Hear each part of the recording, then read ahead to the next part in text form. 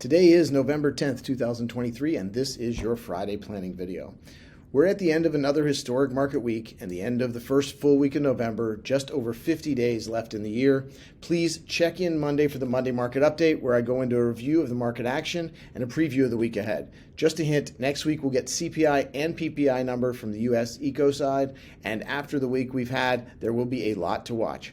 For today, let's start with a few other calendar events. I'll wrap today up with a few important planning ideas, but first this. The 11th hour of the 11th day of the 11th month, known today as Veterans Day. Observed in the public, here, now this year, banks and the U.S. Postal Service, today, but officially, as you can imagine, tomorrow is the 11th.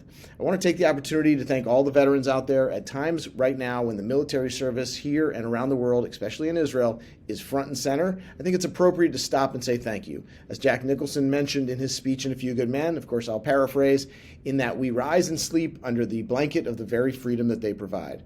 To all of those that are now or have ever served in the military, thank you. In honor of a veteran and an author of a book about military and finances, Douglas P. McCormick, Harvard educated, he wrote about how military service affects veteran families. I'd like to take a few of his principles and share them with you, since they are for all of us. Number one, maximize flexibility. This will sound familiar, but in different words. Make sure you have sufficient savings to defray unanticipated costs. This will allow for transitions to happen more easily and increase your chances of financial success as things change, and they most often do change. We've spoken about this a lot. We've called it emergency fund. Next, learn to play offense as well as defense. Another interesting plan from the military. This is not just about relying on the normal resources. This is about what I've called in the past hand-to-hand combat. It does hold a different meaning with this context, but what I mean is to be prepared to do your part to put yourself in a better position financially. This may mean going back to school or even starting a business or even a side hustle. Finally, I want to give you a different look at budgeting. I've talked about budgeting a lot on these videos. He's not a budget fan. So, as is not very common these days, I want to speak about another opinion. From Mr. McCormick, his beef with budgeting is that people get distracted by tracking a bunch of meaningless information. They don't focus on the main ideas and the main issues and the decisions that matter. He also claims that most people don't compare the actual results to their budget. Okay, his solution: monthly financial reports, especially income statements that lay out fixed costs and variable costs. And then you can address what can be cut or what's not able to be changed. Track savings rate and avoid overspending. His suggestion: simple is better. Income statements and balance sheets. I still favor using a budget, but that's just another workable object. Okay, that is some financial tips from a veteran. Thank you for all your service.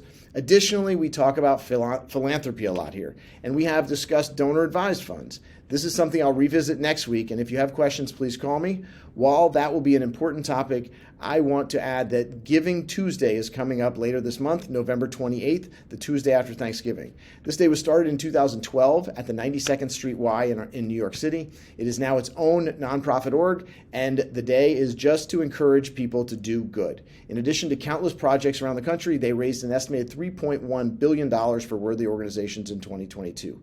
I'll be watching around here for ideas on how to give back, but there's a lot of need, and the idea of rolling up your sleeves as well as pulling out your checkbook will help others. Quick reminder, I don't give personal tax advice, but I'd be happy to work with you and your tax advisor on year-end planning ideas.